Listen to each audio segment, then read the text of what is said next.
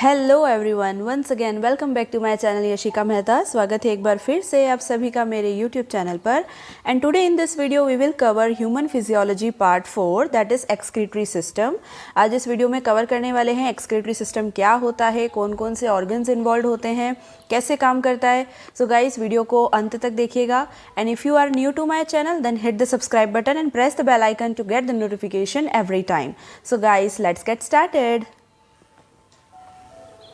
First of all हम समझ लेते हैं कि एक्सक्रीशन होता क्या है। एक्सक्रीशन मतलब होता है the removal of waste product from the body.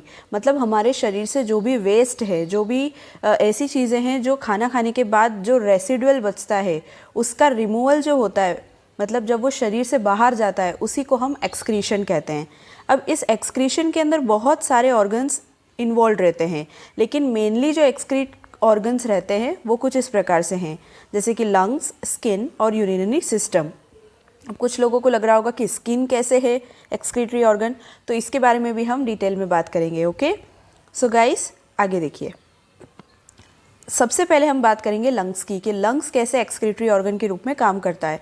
As you all know कि हमारे जो लंग्स है वो तो पूरे वक्त, मतलब हर पल पल वेस्टेज को बाहर करता है। That is we intake oxygen and we release carbon dioxide.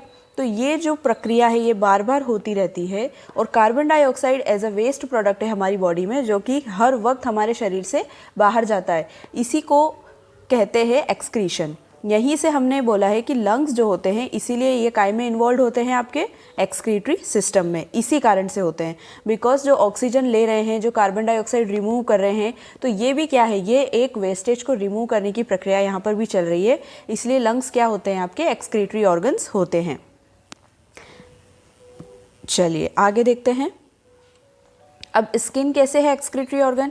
As we all know कि व्हेन वी डू एक्सरसाइजेज और एनी हैवी लिफ्टिंग, और अगर कोई भी हम एक्सरसाइज करते हैं या कोई भी वॉकिंग करते हैं या कोई भी ऐसा काम करते हैं, स्पोर्ट्स वगैरह या एथलेटिक्स, जिसमें मेहनत लगती है, तो पसीना आता है। और वो जो पसीना होता है वो भी हमारी बॉडी का वेस्टेज होता है। और जो कहाँ से निकलता है, हमारी बॉडी के अंदर, स्किन के अंदर होते हैं स्वेट ग्लैंड्स।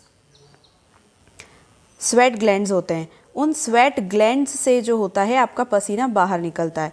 जैसे कि आपने देखा होगा आपके हाथों में लकीरें होती हैं, इन लकीरों में से पसीना आता है, ये हमारे स्वेट ग्लैंड्स होते हैं। ठीक है, तो जो स्किन होती है वो भी क्या करती है, एक्सक्रीटरी ऑर्गन के रूप में काम करती है।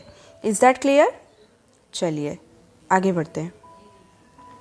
एक और बात मैं बताना चाह रही हूँ, स्किन के अंदर जैसे अपन देखते हैं कि हमारे जो हेयर्स होते हैं, हेयर्स के अंदर अगर हम बहुत टाइम तक अगर ऑयल नहीं करते तो ऑटोमेटिक हमारे जो बाल हैं उनमें से ऑयल जनरेट होने लग जाता है। That is also a part of excretory system only, कि जो हमारा बॉडी होती है वो ऑटोमेटिकली ऑयल प्रोड्यूस करने लग जाती है, and that is a part of excretion system only. अब बात करते हैं अपन यूरिनरी सिस्टम की। Urinary system, so as we all know that कि हमारी बॉडी के अंदर जो पानी होता है वो यूरिन के रूप में बाहर जाता है, और जो हमारी बॉडी में हम जो भी सॉलिड फूड इंटेक करते हैं वो फीसिस के रूप में बाहर जाते हैं। ठीक है, अब यही हम लोग बात करने वाले हैं कि जो मेन एक्सक्रीटरी सिस्टम है आपका वो ये होता है। दैट इज़ जिसके अंदर किडनीज इन्वॉल्व रहती है, यूरेटर इन्वॉल्व रहता है, यूरिनरी ब्लैडर इन्वॉल्व रहता है। ठीक है, इस सब के बारे में हम लोग बात करने वाले हैं। तो चलिए यूरिनरी सिस्टम को हम अच्छे से समझ लेते हैं। यूरिनरी सिस्टम के बारे में आपको एक बात जान लेनी चाहिए कि 24 घंटे में हमारा जो ब्लड है वो 300 टाइम्स बार हमारी किडनी से होकर जाता है फॉर क्लीनिंग। ठीक है, ये आपको ध्यान रखना है कि in 24 hours your blood has to pass through the kidneys as many as 300 times. मतलब 300 बार हमारा ब्लड एक दिन में किडनी में से जाता है फिल्टर होने के लिए, और उसी से फिर वो जो यूरिन है वो यूरिनरी ब्लैडर में कलेक्ट होता है, एंड देन फिर वो यूरिन के रूप में बाहर जाता है। इसके लिए बच्चों एक क्वेश्चन बहुत इंपॉर्टेंट है, आपको ध्यान रखना है कि you have 2 kidneys first of all. उसके बाद आपको ये ध्यान रखना है कि you have 2 ureters also that are connected to both the kidney. You have 1 urinary bladder also and a urethra that is responsible for the removal of wastage. Okay, so ये चीज़ें आपको ध्यान रखनी है कि हमारे किडनी का जो यूरिनरी सिस्टम होता है वो कैसा होता है। एग्जाम में इसका डायरेक्ट डायग्राम भी आता है, और आपसे ये प्रोसेस भी पूछ ली जाती है कि जो यूरिन रहता है उसका जो पास होने का एक पैसेज रहता है, एक वो किस तरीके से रहता है। तो सबसे पहले तो kidneys, then ureter, then urinary bladder, and then urethra. Okay, तो ये मेथड भी बहुत बार पूछ लिया जाता है, इसका सीरियल भी पूछ लिया जाता है कि कैसे वो पास होता है। तो आपको ध्यान रखना है कि सबसे पहले जो यूरिन रहती है वो क्लीन होने के लिए किडनी से जाती है वो यूरेटर में। आफ्टर दैट वो जाती है यूरिनरी ब्लैडर में, और you can simply write bladder also, urinary bladder, and in the last urethra. Okay, अब ये जो यूरेथ्रा होता है ये मेल एंड फीमेल्स के अंदर इनका पॉइंट तो सेम रहता है, लेकिन इनका जो ऑर्गन रहता है वो अलग रहता है। आगे बात कर लेते हैं किडनीज के बारे में। The kidneys are pair bean shaped organs. The size of an adult kidney is 10 centimetre long to 5 centimetre wide. So यहाँ पर बोला गया है कि जो किडनीज होती है वो बीन शेप्ड की होती है। As you all have seen rajma at your home, तो राजमा जैसे शेप का होता है उसी को थोड़ा बड़ा कर लीजिए, 10 सेंटीमीटर लॉन्ग कर लीजिए, 5 सेंटीमीटर वाइड, तो बन जाती है किडनी। ओके, अब किडनी जो होती है उसका फंक्शन अलग है। खैर, राजमा तो एक बीन है, बट वो बीन शेप्ड होती है। हम इससे ये समझ सकते हैं कि उसका शेप कैसे होता है। हर एक किडनी बहुत सारे मिलियंस ऑफ टाइनी नेफ्रॉन्स से बनी होती है। अगर आपसे प्रश्न पूछा जाता है कि what is the functional and structural unit of kidney, then your answer should be nephrons, क्योंकि सारी किडनी जो आपकी किडनी रहती है ना, दोनों वो नेफ्रॉन से मिलके बनी होती है। जैसे हमारा जो मैंने आप लोगों को जब ये पढ़वाया था, नर्वस सिस्टम पढ़ाया था, तब नर्वस सिस्टम में हमने क्या सीखा था कि the structural and functional unit of nervous system is neurons. Neurons पढ़ाया था। तो हमारा जो ब्रेन है वो न्यूरॉन्स से मिलके बना है।